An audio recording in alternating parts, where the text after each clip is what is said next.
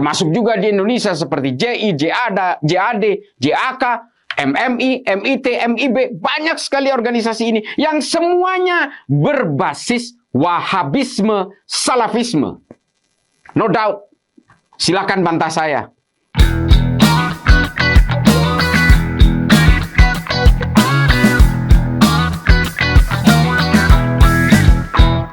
Assalamualaikum warahmatullahi wabarakatuh. Pemirsa MPTV yang saya hormati, hari ini ada kejadian yang sangat memilukan. Lagi-lagi sebuah serangan aksi teror terjadi, namun bukan di Indonesia.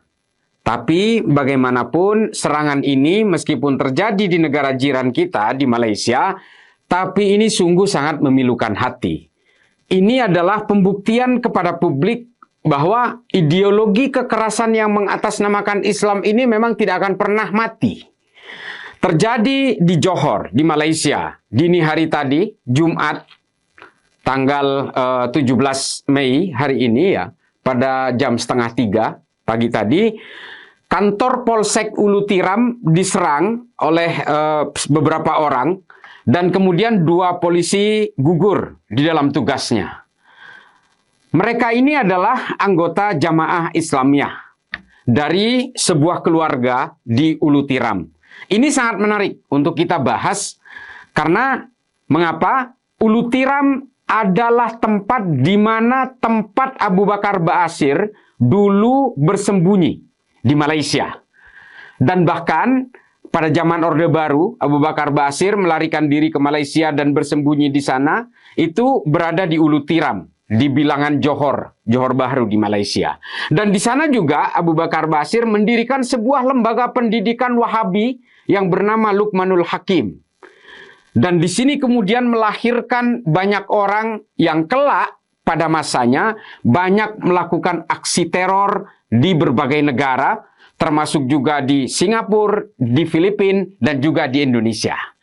Di Indonesia kita kenal tokoh-tokoh dari alumni Ulu Tiram, Luqmanul Hakim, besutan dari Abu Bakar Ba'asyir ini adalah Dr. Azahari, seorang dosen psikologi di sebuah kampus di Johor, dan juga Nurdin M. Top. Kita tahu semua itu 2 warga negara Malaysia ini adalah para pelaku teror di balik berbagai aksi teror di Indonesia dari tahun 2000 sampai 2009. Dan juga kita mengenal ada sosok Amrozi dan Imam Samudra yang juga pernah digodok di lembaga pendidikan Luqmanul Hakim bikinan dari Abu Bakar Ba'asyir ini.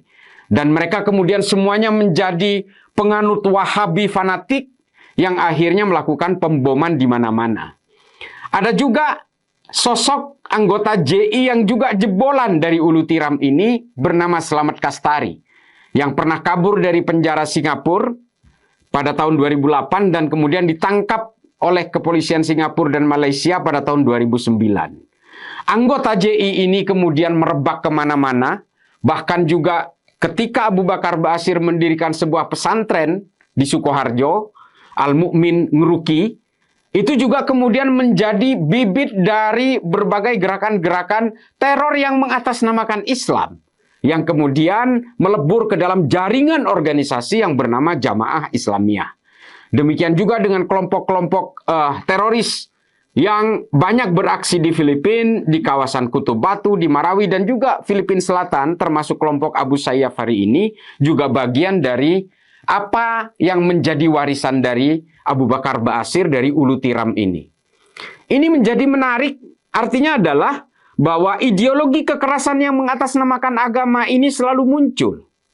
Apalagi dalam penggerbekan yang dilakukan oleh Special Branch Kepolisian Malaysia, diterangkan bahwa mereka menangkap satu keluarga yang ternyata memang mereka bertujuan ingin melawan kepolisian yang dianggap togut.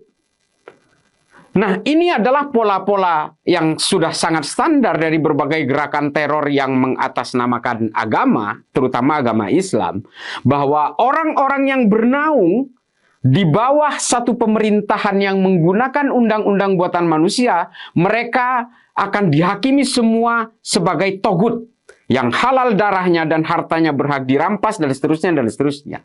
Mereka menganggap wilayah-wilayah dari sebuah negara yang menggunakan hukum buatan manusia dalam perspektif mereka ini adalah orang-orang yang wajib diperangi. Nah, wilayah-wilayah pertempuran mereka ini adalah wilayah-wilayah seperti Malaysia, Singapura, Indonesia, dan negara lainnya yang menurut mereka menggunakan undang-undang buatan manusia. Ini adalah pola lama. Dan ini juga pola Khawarij ketika Khawarij mengkafirkan Sayyidina Ali, dan Sayyidina Ali juga kemudian dibunuh oleh kelompok mereka karena mereka menuduh Sayyidina Ali lebih menggunakan hukum buatan manusia karena memberikan arbitrase damai kepada seorang pemberontak bernama Muawiyah bin Abu Sufyan, sehingga Ali dikafirkan karena dianggap Ali telah membuat hukum sendiri, tidak menggunakan rujukan hukum buatan Tuhan. Artinya kalau kita mau melihat dari berbagai pola ini, kelompok-kelompok Khawarij ini memang tidak akan pernah mati. Mereka berkelindan dengan kehidupan-kehidupan sosial kita, mereka berkamuflase, mereka menyamar, mereka kemudian mengkafirkan orang lain yang berbeda. Ketika dia mengharamkan musik, maka kemudian orang-orang yang tetap menganggap musik ini bukan haram, maka dia dianggap sebagai musuhnya. Meskipun pada tataran yang berbeda, ada yang menganggap musuh dalam konteks ini hanya musuh dalam ajaran-ajaran hukum fikih, tapi ada juga yang kemudian menganggap mereka ini adalah bagian dari togut. Orang-orang yang berhukum kepada Pancasila misalnya, mereka akan anggap sebagai musuh. Dan secara perlahan mereka akan membangun permusuhan itu kepada bentuk perlawanan-perlawanan fisik, maka kemudian aksi-aksi teror itu terjadi. Di Indonesia juga bisa terjadi itu, mereka hanya menunggu momentum saja. Termasuk juga di Malaysia mereka melakukan aksi itu hari ini. Dan oleh karena itu kemudian kita memerlukan kewaspadaan kita semua. Bahwa gerakan-gerakan mereka ini tidak pernah harus kita anggap remeh. Tidak boleh terlalu disimplifikasi. Meskipun banyak sekali orang-orang yang mengatakan terorisme itu adalah fabrikasi, ini bagian dari konspirasi, ini bagian dari gerakan-gerakan industri dalam perlawanan-perlawanan anti teror. Bahkan ada yang menuduh ini adalah orang-orang yang ingin mendiskreditkan Islam dan sebagainya. Terorisme tidak ada agamanya. Saya katakan ini berulang-ulang. Terorisme tidak selalu identik dengan Islam. Mereka bisa identik dengan agama apa saja. Kenapa? Karena agama memang paling mudah untuk menjadikan alat tipu kepada orang-orang. Supaya apa? Terorisme menunggangi agama supaya kejahatannya terlihat terhormat. Nah, ini yang dilakukan oleh mereka. Oleh karena itu kelompok-kelompok Abu Bakar Ba'asyir, Imam Samudra, Nurdin M. Top, Az-Zahari, Hambali, yang juga kemudian menjadi tokoh sentral juga setelah Ba'asyir di dalam Jamaah Islamiyah. Hari ini Hambali sudah ditangkap oleh pihak Amerika dan ada di Guantanamo Bay. Dan ini juga merupakan bagian dari kelompok-kelompok neo-Khawarij ini. Mereka tidak akan pernah mau terima, percayalah, mereka tidak akan pernah mau terima terhadap undang-undang buatan manusia menurut perspektif mereka ini. Kalaupun mereka mengatakan kita dukung Pancasila, sudahlah, itu adalah bagian dari strategi mereka. Kita kemudian terhenyak tempo hari bahwa Abu Bakar Ba'asyir mengakui Pancasila, katanya ada seperti itu.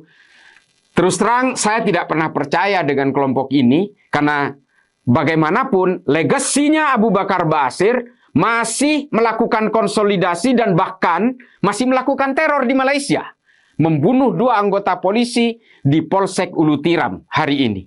Dan dengan kejamnya mereka menyembelih salah satu polisi, diambil senjatanya untuk ditembakkan kepada polisi yang lain. Jangan pernah menganggap enteng ini dan jangan pernah menganggap ini terlalu simplifikasi. Oleh karena itu ajaran-ajaran yang hari ini berkembang di Indonesia, kita nggak usah terlalu panjang berbicara tentang jaringan teror. Kita tidak akan mengerti dan saya juga tidak akan mengerti.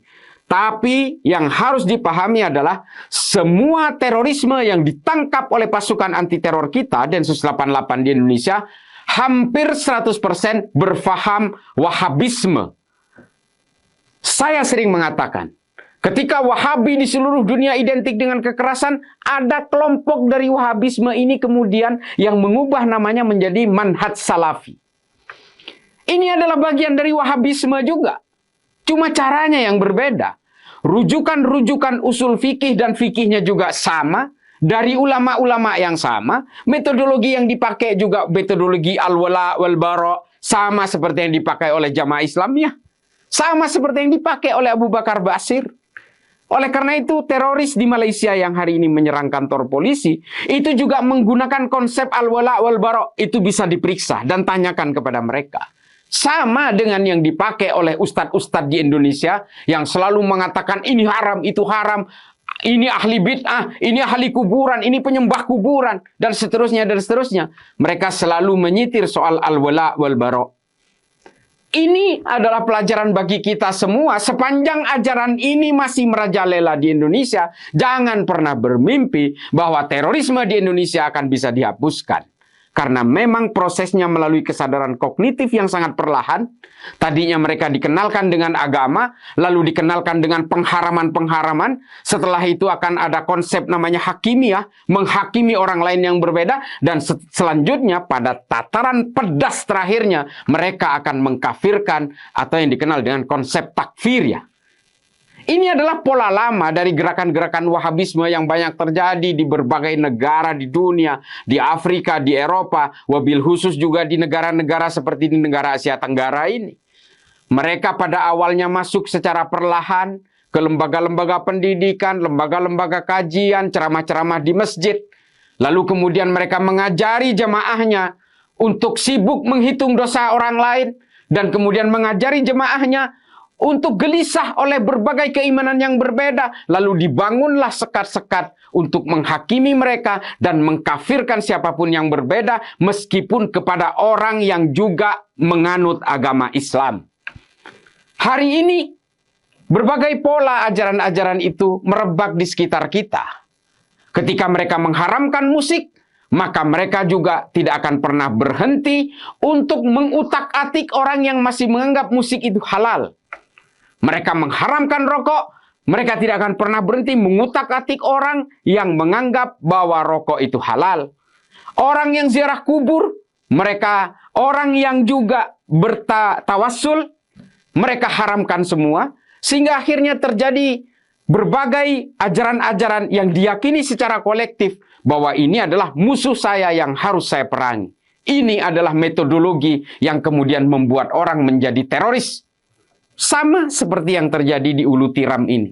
Mereka merasa yang paling benar, mereka mengklaim bahwa kebenaran hanya milik mereka, meskipun dua anggota polisi dari Polsek Ulu Tiram ini juga beragama Islam, mereka tidak menganggapnya sebagai Islam. Mereka menganggapnya ini bukan dua orang Muslim, mereka menganggap bahwa mereka ini togut, antek kafir, yang halal darahnya. Ini adalah keyakinan-keyakinan dasar dari para penganut Wahabisme dan Salafisme. Saya tidak ragu mengatakan itu.